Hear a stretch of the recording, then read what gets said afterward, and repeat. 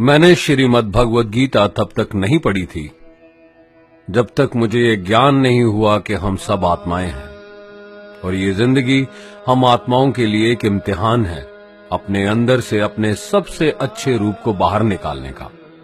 और भगवद गीता इस इम्तिहान को पास करने की एक अहम किताब। भगवद गीता के 18 अध्याय हैं और ये संस्कृत में परमात्मा द्वारा दी गई थी। समय के साथ संस्कृत भाषा रोजमर्रा की जिंदगी से निकल गई और ये ज्ञान मनुष्य से दूर हो गया। समय समय पर भगवद गीता के साधारण अक्षरों में अनुवाद किया गया।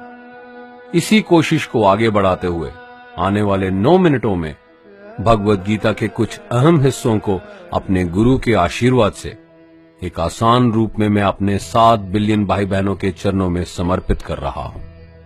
ये ज्ञान परमात्मा ने भगवान कृष्ण के द्वारा सबसे बड़े धर्म युद्ध महाभारत की रणभूमि कुरुक्षेत्र में अर्जुन को कुछ 5000 साल पहले दिया। ये वो वक्त था जब धर्म का बार बार उल्लंघन हुआ, परमात्मा का डर मनुष्य से निकल गया। लालच की होड़ में भाई ने भाई को मारने की कोशिश की और यही नहीं, एक ब्याहता औरत को भरी सभा में अपने बड़ों के सामने अपमानित किया गया। इससे पहले कि मनुष्य जाति धर्म युग से निकलकर पूर्ण रूप से कलयुग में जाती, युद्ध की रणभूमि में युद्ध से कुछ पहले परमात्मा ने गीता भगवान कृष्ण के द्वारा मनुष्य जाति के कल्याण के लिए दी। ऐसे ही जैसे कभी तुरा मोसेस को, गॉस्पेल जीसस को और कुरान प्रॉफिट मोहम्मद को दी।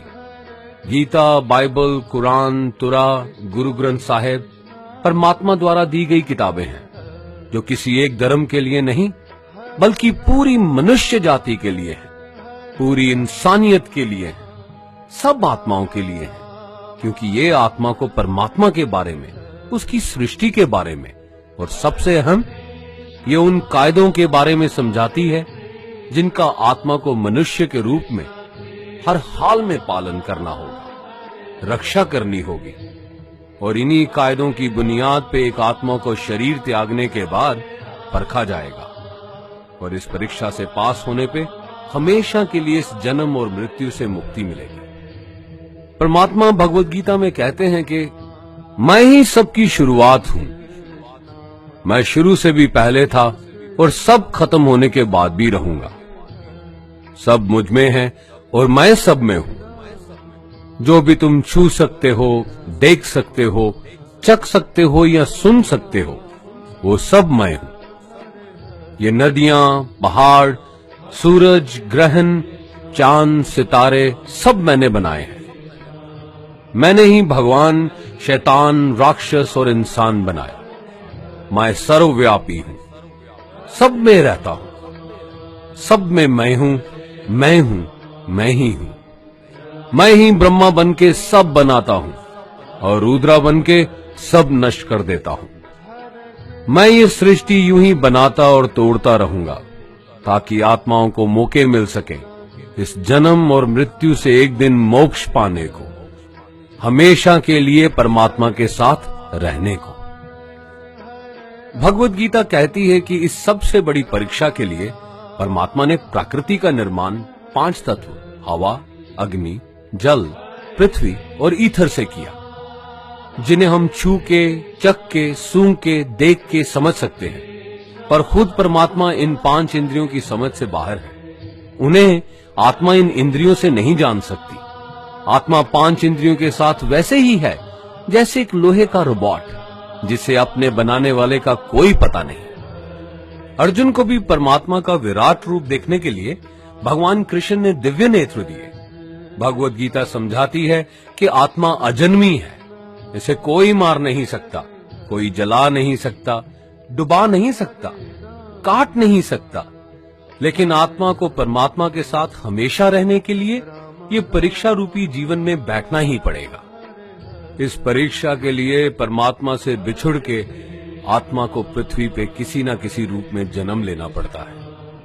और 88 करोड़ जोनियों को जीने और भोगने के बाद एक आत्मा को मनुष्य का शरीर और दिमाग मिलता है, इस सबसे बड़ी मर्यादाओं की परीक्षा में बैठने के लिए। हर मनुष्य को इस पूरी परीक्षा के दौरान तरह तरह की अच्छी और बुरी भावनाओं के चक्रव्यूह में अपने ही भाई बहन या मित्रों के साथ डाला जाता है, जिसमें हर आत्मा को अपने अंदर के तामसिक और राजसिक अवगुणों से निकल के सात्विक जीवन में प्रवेश करने के मौके मिलते हैं। हमारे तामसिक गुण वो हैं जो हमारे अंदर हीन भावना पैदा करके हमें खुद को उदास और नुकसान पहुंचाते हैं, और हमारे राजसिक गुण हमें ईर्ष्यालु और लोभी बना के दूसरों के प्रति नुकसान पहुंचा सकते हैं। इस परीक्षा के दौरान हर आत्मा को तामसिक और राजसिक गुणों को खत्म करके अपने सात्विक गुणों से परिचित होना पड़ेगा। सात्विक गुण वो हैं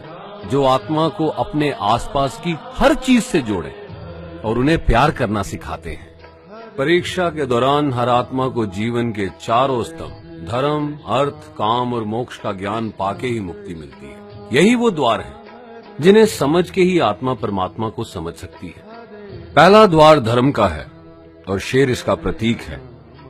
धर्म वही है जो गीता में लिखा हुआ है, वेदों में लिखा हुआ है, गुरु ग्रंथ साहिब, बाइबल या कुरान में लिखा है। धर्म वही है जो धारण किया हुआ है, जिसे आपका दिल मानता है, जैसे झूठ नहीं बोलना, चोरी नहीं करना, भगवान का निरादर नहीं करना, दूसरों को नुकसान नहीं देना, यही सब धर्म है। और हर आत्मा को अपने जीवन काल में हर समय धर्म का पालन करना होगा और उसकी रक्षा करनी होगी। दूसरा द्वार अर्थ का है और घोड़ा इसका प्रतीक है। हर आत्मा अपने हर जीवन काल में अपने पृथ्वी पे होने का अर्थ या मूल कारण समझेगी। इस जिंदगी में भोगने वाली चीजें और रिश्तों का आनंद लेगी। अच्छा बेटा या अच्छी बेटी, अच्छा भाई या अच्छी बहन, अच्छा पति या अच्छी पत्नी बनके हर दुनियावी रिश्ते पर खरी उतरेगी और इस परीक्षा को पास करेगी। तीसरा द्वार काम का है। भगवत गीता समझाती है कि हर मनुष्य के अंदर काम, क्रोध, लोभ, मोह, अहंकार और ईर्ष्या जैसी 6 भावनाएं हमें अपने और दूसरों के प्रति नुकसान पहुंचा सकती हैं। इन भावनाओं को हर मनुष्य को हमेशा अपने नियंत्रण में रखना होगा, क्योंकि इनके बहाव में किया हुआ कोई भी काम हमारे जीवन भर की परेशानी का कारण बन सकता है। और एक आत्मा संतोष और सादगी से इन भावनाओं पे हमेशा के लिए विजय पा सकती है। चौथा स्तंभ मोक्ष का है और हाथी इसका प्रतीक है। इस परीक्षा रूपी जीवन में हर मनुष्य हर समय कुछ इच्छाएं रखता है। कुछ इच्छाएं एक ही जन्म काल में पूरी हो जाती हैं, पर कुछ अधूरी रह जाती हैं और उनके पूरा होने के लिए आत्मा को वापस पृथ्वी पे आना पड़ता है। भगवत गीता समझाती है कि हमारी इच्छाएं ही मूल कारण हैं हमारे पृथ्वी पे वापस आने का, और अगर हम कोई भी इच्छा ना रखें तो हम इस जीवन और मृत्यु से मुक्त हो सकते हैं। ये द्वार माफी का भी है। जिन्होंने आपके साथ बुरा किया उनको माफ करके, और जिनसे आपने बुरा किया उनसे माफी मांग के मुक्ति पाई जा सकती है। जब तक आत्मा इन चारों दरवाजों धर्म, अर्थ, काम और मोक्ष को समझ नहीं लेती, तब तक आत्मा को बार बार इस मनुष्य रूप में आना ही पड़ेगा। परीक्षा का समय खत्म होते ही आत्मा शरीर और अन्य सब वस्तुओं का त्याग कर देती है।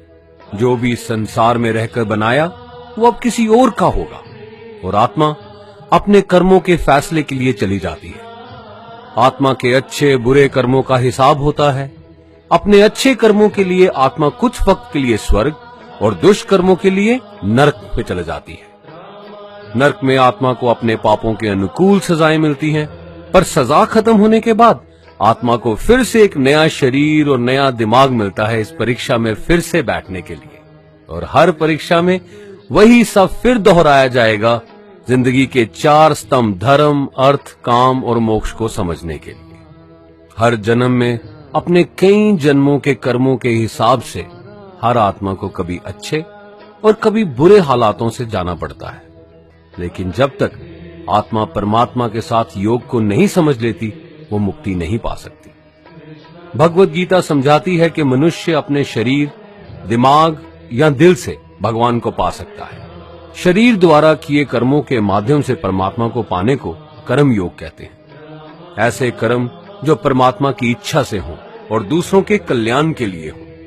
वाल्मीकि ने रामायण लिख के, श्रवण ने अपने माता पिता की सेवा और उन्हें चार धाम की यात्रा करवा के, मदर टेरेसा ने अपने प्यार और सेवा के माध्यम से, और मैडम क्यूरी ने वैज्ञानिक खोज में अपने जीवन का बलिदान देके अपने कर्मों द्वारा परमात्मा को पाया।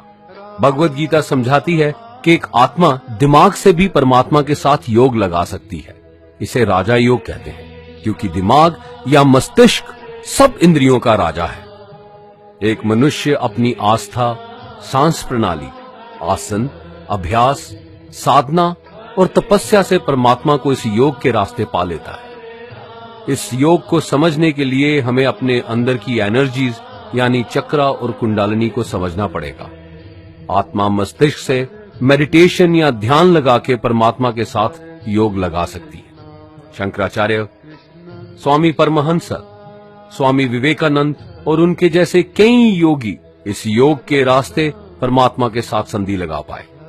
परमात्मा भगवत गीता में कहते हैं कि अगर किसी आत्मा को धर्म ना भी समझ आए, योग ना भी समझ आए, पर अगर वो मेरी शरण में आ जाए तो मैं उसके सारे पाप माफ कर देता हूं। परमात्मा को ऐसी दिल की गहराइयों से पुकार के पाने को भक्ति योग कहते हैं। चैतन्य महाप्रभु, मीराबाई और भगवान हनुमान इस योग के सबसे बड़े उदाहरण हैं।